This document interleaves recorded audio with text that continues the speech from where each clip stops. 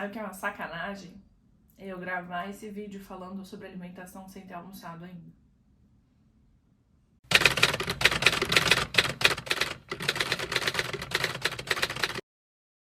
Esse é o segundo episódio da série O Controle que Temos.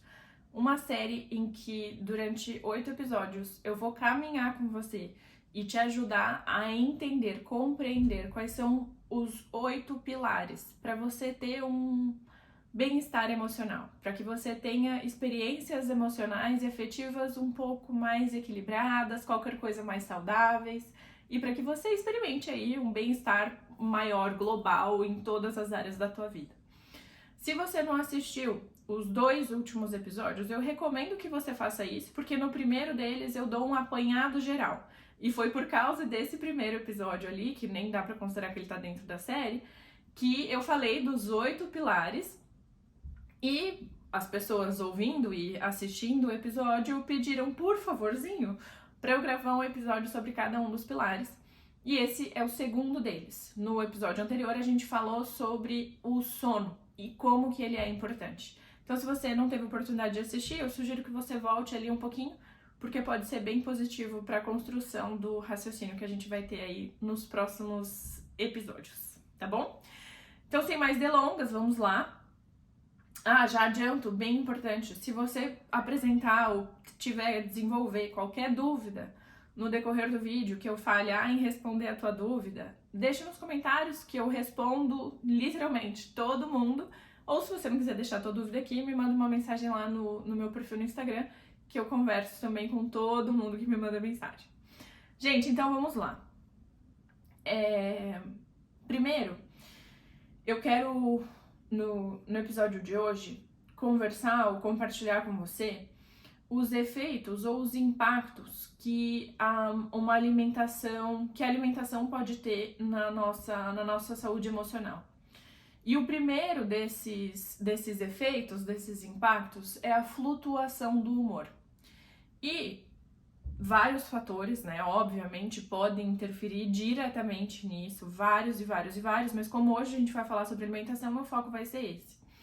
E eis que um dos principais fatores que contribui para uma flutuação no humor, ou para um estado de humor que fique tendo alterações abruptas, é uma alimentação rica em açúcares. E por quê, né? Quando você tem uma flutuação no nível de açúcar no teu sangue, você também vai ter, consequentemente, uma alteração no teu nível de energia. Porque todo o açúcar que você consome, o nosso corpo converte em energia. E aí o que acontece? Se você fica tendo esses picos e essas quedas de energia, não só o teu humor vai acompanhar você, como também outros estados que também são muito importantes, como atenção, concentração, foco, tudo isso vai ser prejudicado também. Então, atenção, concentração, foco e estabilidade emocional estão diretamente conectados com a quantidade de açúcar que você ingere num dia. E não só num dia, né, gente? Ao longo de uma vida. Porque eu acho que isso é uma coisa muito importante também de pontuar já de saída, assim. O que você faz em um dia da tua semana não quer dizer muita coisa. Mas que as exceções sejam exceções, entende isso? Porque o que a gente está pensando aqui, quando a gente pensa em construção de saúde, em construção de bem-estar, é uma construção para uma vida inteira. Então não é para você evitar o açúcar todos os dias da semana, mas aí chega no final de semana você vai comer um bolo inteiro. Gata, você vai experimentar os mesmos efeitos. A baixa de energia que você vai experimentar, sei lá, na segunda-feira vai ser sem precedentes. E aí muitas vezes, e de repente você talvez ainda não tenha essa sensibilidade, mas eu espero que você adquira ela, sabe aquela vontadezinha do açúcar que dá no meio da tarde? Possivelmente é o teu corpo sinalizando que, cara, eu tô cansada, preciso de alguma coisa que me dê uma energia. Só que quando você parte pro açúcar, e aí em crianças isso é bem mais sensível, você dá um açúcar, ela vai ter um gás de energia, obviamente, especialmente aquelas que não têm um corpo habituado a comer açúcar, vai ter um pico de energia e depois vai dar uma queda, vai ficar irritada, vai ficar manhosa, vai ficar chorosinha. Eu já vi isso dezenas de vezes com os meus sobrinhos. Inclusive, preciso confessar que eu dei algum açúcar pra eles, mas hoje me arrependo severamente. Gente, então, primeira coisa, açúcar vai gerar instabilidade. Instabilidade de energia, instabilidade de humor, instabilidade de atenção, e aí você vai ficar mais irritada. E eu não sei você, assim, eu não sei qual é a tua realidade na tua vida, mas com certeza, não importa o que você faça, você precisa de atenção. E aí, se às vezes você tá se percebendo sem concentração, sem conseguir prestar atenção num vídeo simples como esse, ou sem conseguir prestar atenção numa novela, quando você vê se já passou 30 minutos, você não sabe nem o que foi falado, ou numa sala de aula se você é estudante, ou com os seus filhos, se quando você percebe o tempo já passou, pode sim estar associado à quantidade de açúcar que você vem ingerindo. E depois, e aí eu dei uma pincelada em relação a isso no vídeo que deu origem à série, mas uma dieta rica em alimentos processados, ela contribui muitíssimo para uma inflamação no corpo. E por quê, gente? Se a gente vai pensar do ponto de vista do desenvolvimento da espécie humana, o acesso a esse tipo de alimentos que hoje a gente ingere numa base regular tá pros últimos, sei lá, 200 anos, talvez nem isso, 100 anos. Porque assim, a minha avó, por exemplo, não tinha acesso a um óleo para ficar fritando coisa todos os dias. A farinha refinada a farinha já tava ali já faz muitos e muitas décadas, talvez séculos também. Mas entende isso, que levamos milhões de anos para evoluir, mas só no último pedacinho da nossa história evolutiva que o nosso corpo está sendo alimentado ou nutrido com esse tipo de nutriente, com esse tipo de alimento.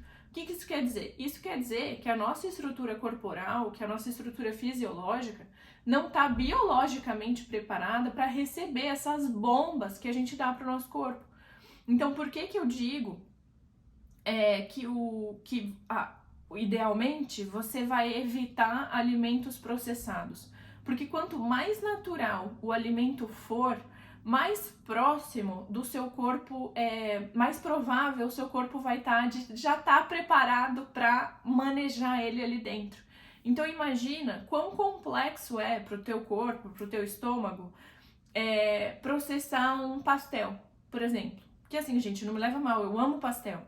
Mas olha a complexidade que é. Você tem ali uma massa que foi processada, mesmo que você faça massa em casa, os ingredientes, né, são vários. Agora, se você compra a massa pronta, né, ela tá ali já faz sei lá quanto tempo numa prateleira, os ingredientes você não sabe direito, você o processo pelo qual o alimento foi preparado, é tudo muito complexo, entende?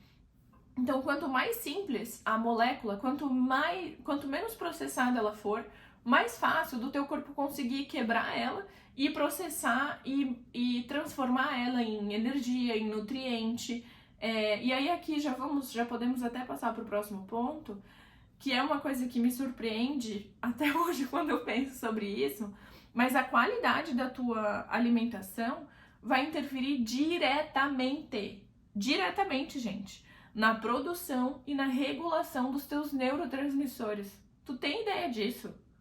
Que dependendo do que você comer, vai interferir na tua, sei lá, na tua serotonina, na tua dopamina. Pra quem assistiu, pega lá o primeiro episódio de todos que eu falo sobre dopamina. O que você se alimenta vai interferir diretamente nisso. E esses, né, noradrenalina, dopamina, serotonina são neurotransmissores que estão extremamente ligados ao nosso estado emocional. Então olha como que todas as coisas, elas estão sempre conectadas, sabe? Não dá pra você achar que você vai fazer o teu dia do lixo na tua dieta e isso não vai ter nenhum efeito na tua sensação, na tua percepção emocional mesmo, sabe? E aí, gente, por que isso é importante, né? Porque vamos considerar aqui que você tem uma produção de dopamina reduzida, né? Isso vai afetar a tua capacidade de iniciar tarefas. Então, imagina que loucura que você pode... Meu, mas eu super cuido da minha alimentação, é só domingo mesmo que eu faço um dia do lixo, que inclusive eu nunca entendi isso direito, porque dia do lixo, gente, você vai comer lixo ou você vai comer comida? Mas enfim, conversa para outro dia. E aí, no outro dia, você vai ter que desenrolar a tua vida normalmente. Mas, como você não nutriu, como você não regou a plantinha que é você no tempo necessário, com a água certa e com os nutrientes certos, gata, o teu processamento de tudo vai ser diferente. E aí, porque você vai processar as coisas diferentes, você pode ter maior predisposição para ficar ansiosa, para se sentir frustrada, para contribuir com o senso que você pode ter de, sei lá, eu não dou conta de nada, eu sou incapaz de melhorar de vida, meu relacionamento não dá certo, nada dá certo para mim. Você tem ideia que a tua alimentação pode estar contribuindo para a perpetuação desses padrões emocionais e cerebrais, neurais aí que você quer romper? Então, se você está passando por um tratamento psicológico ou psiquiátrico, gata, cuida mais ainda da tua alimentação. Presta muita atenção com o que você coloca para dentro da tua boca. Vai tomar um refrigerante? Isso é uma coisa que eu não consigo entender. O povo que não toma refrigerante zero. Pra que você vai dar uma bomba de açúcar no seu corpo, sendo que tem um similar? Ai, mas não é o mesmo gosto. Tá, gente, mas e aí, entendeu? Se você não consegue suportar o gosto de um refrigerante zero, o que você vai suportar na vida? Sabe? Vamos construir uma casquinha mais grossa, né? Vamos tomar um refrigerante zero, sabe? Pelo menos fazer a troca por uma coisa que não vai ser tão prejudicial assim. Óbvio que refrigerante não faz bem pra saúde, né, gente? Não dá também pra falar isso. Mas é um bom substituto para um doce, né? Então bateu aquela vontadinha ali às 3 da tarde, cara, vai tomar uma Fantinha. Uma Fanta zero bem doce. Uma Sprite zero. Olha que coisa boa. Ó a propaganda gratuita aí pra Coca-Cola. Enfim. E aí falei, né, sobre alguns neurotransmissores aí, inclusive a serotonina, você provavelmente já ouviu falar dela, porque muito tem se falado dela ultimamente. Gostaria que estivessem falando mais da dopamina, gostaria, mas tá falando da serotonina, já tá bom. É um neurotransmissor que está sempre associado, é um hormônio que as pessoas chamam, né, o hormônio do bem-estar, né? E aí, minha gata, meu gato, muitos alimentos, eles têm os precursores da serotonina, como, por exemplo, o triptofano. E você já deve ter ouvido falar desse nome, eu sei que eu já ouvi falar várias vezes pelo menos, mas o triptofano ele é necessário para a síntese da serotonina. Então, se você não está tendo uma ingestão adequada de triptofano, adivinha, sua serotonina não vai estar sendo sintetizada. Não é maravilhoso? Não é maravilhoso? E, gente, como que eu posso colocar isso? Se há um desequilíbrio entre os teus neurotransmissores, né? Se a tua alimentação pode gerar até um impacto no equilíbrio dos teus hormônios. Entende que a atenção que a gente dá para isso tem que ser assim, muito, muito, muito, muito, muito mais aumentada? E aí vamos já para um outro ponto. Uma alimentação inadequada aumenta o estresse oxidativo. E o que é isto? São danos. O estresse oxidativo ele pode levar a danos celulares mesmo. E pode afetar negativamente, obviamente, a tua função cerebral. Inclusive, dentre todas essas funções, a regulação emocional. Então, se você consome muitos alimentos processados, e alimentos muito ricos em gordura trans, isso pode aumentar muitíssimo o estresse oxidativo do teu corpinho. Tá bom pra você? Tá bom pra você? E, por fim, uma coisa que eu achei muitíssimo interessante, e você já deve ter ouvido que as pessoas têm falado bastante sobre isso, mas que o intestino é o segundo cérebro, né? No nosso intestino, a gente tem o que se chama de microbiota intestinal. E o que é isso? É uma comunidade bem complexa de micro-organismos. Então é como se tivesse um clubinho ali acontecendo, eles têm a sociedade deles, as hierarquias deles, tá tudo acontecendo dentro do seu intestino. E por que isso importa quando eu tô falando de emoções? Esses micro-organismos, eles desempenham uma função vital na digestão e na metabolização, no metabolismo dos alimentos. Então, existe essa comunidade ali dentro do teu intestino e eles são responsáveis por fazer a digestão do que você está comendo e por metabolizar esses alimentos. O que isso quer dizer? Eles vão ser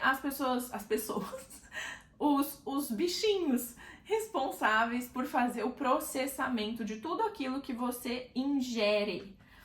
E aí, olha que interessante. Não para por aí. Eles também têm um papel, assim, ó, gente, significativo na produção de neurotransmissores e na comunicação do eixo intestino-cérebro. Olha que doideira. E aí, olha só, os neurotransmissores que eles estão envolvidos aí na produção, GABA, a serotonina, sim, dopamina, sim, que são, como eu já disse, os neurotransmissores aí com papel fundamental na regulação do humor. E, inclusive, isso aqui me deixou muito impressionada. Isso eu realmente não sabia, eu aprendi na hora de roteirizar a aula. Cerca de 90%, tá bom? Da serotonina do corpo, esse hormônio do bem-estar aí que você quer porque você precisa dele, é esse. Cerca de 90% dela é produzida no trato gastrointestinal. Tá bom pra você? Tá bom? 90%. E a microbiota intestinal, que é essa comunidadezinha de bichinhos ali que eu falei, ela pode influenciar diretamente a produção dessa serotonina. Então, se você tem uma alimentação que vai prejudicar o desenvolvimento dessas bactérias saudáveiszinhas que você tem no teu corpo, dessa comunidade complexa. Nossa, bactériazinhas saudáveis. Tudo bom?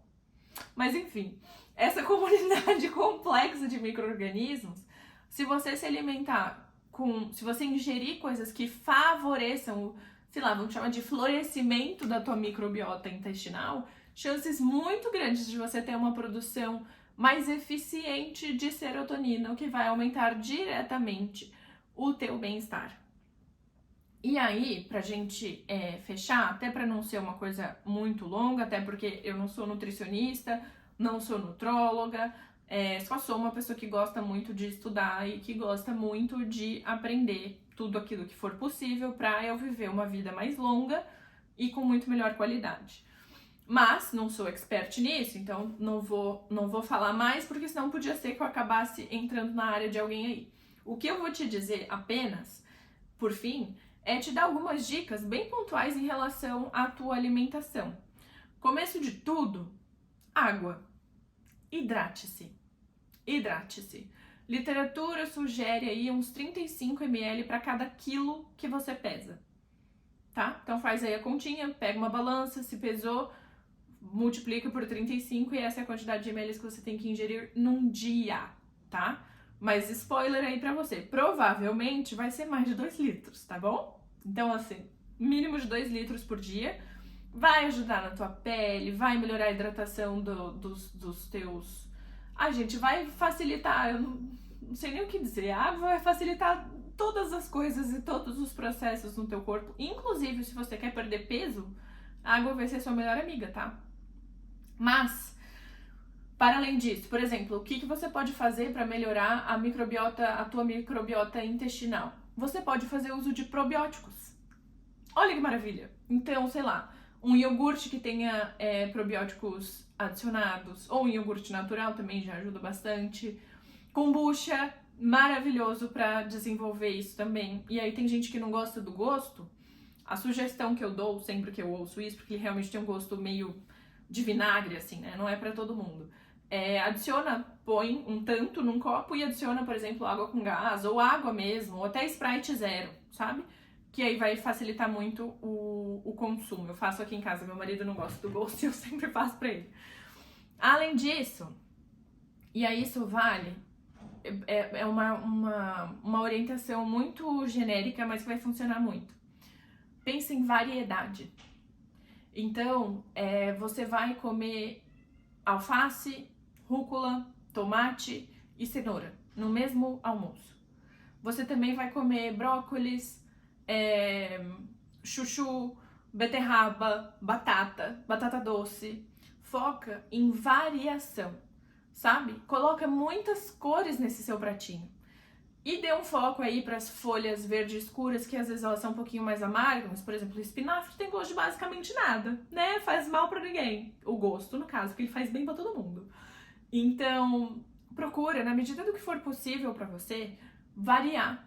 Ai, mas eu moro com a minha mãe que faz comida. Minha filha, se a senhora tá tendo idade pra ver esse vídeo, pra entender as coisas que eu falei, a senhora pode levantar e falar, mãe, essa compra da semana, pode deixar que eu vou no mercado pra senhora? Aí você vai lá, compra uma cenourinha, um tomatinho, entendeu? Vai aos pouquinhos, mas vai.